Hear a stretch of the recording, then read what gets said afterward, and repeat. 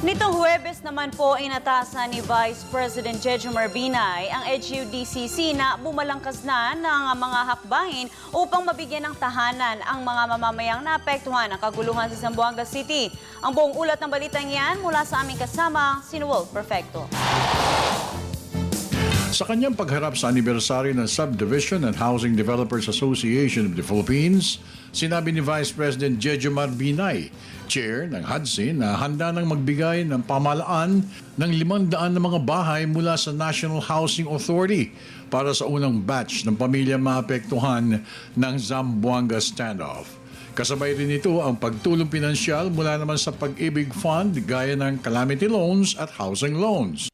Kay Binay, maagang nagsagawa ng ocular inspection ng mga quick response teams ng HUDC para matukoy kung ilan ang maaaring mapagbigyan ng naturang tulong mula sa pamahalaan.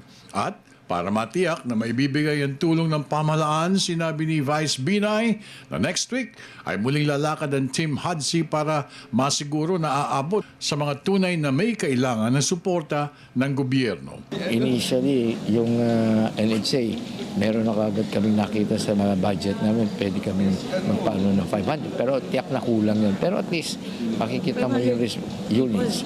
Pero nadagdagan na balita ako ni Presidente kasi malaking budget ang kailangan. From our own. Pero baka magkaroon pa ng karagdagan, manggagaling kay Pangulo. Tiniyak rin ni Binay na agad ding mapupunuan ng pamahalaan ang kakulangan ng problema ng housing units para sa mga pamilya na apektuhan ng kaguluhan sa Zamboanga.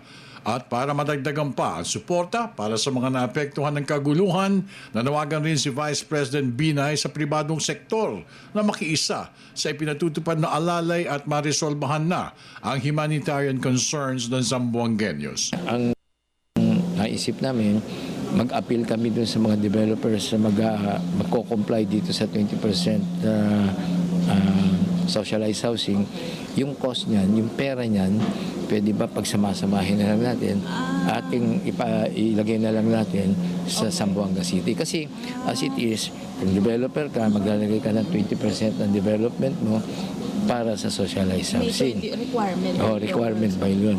Yung 20%, lahat kayo mga developer, yung 20% na i-ano nyo, pwede ba ibigay nyo na lamang sa amin at gagamitin ho natin na itong mga bahay na ito nanggaling dun sa 20% sa socialized housing. Para sa Telebisyon ng Bayan, ako naman si Noel Perfecto.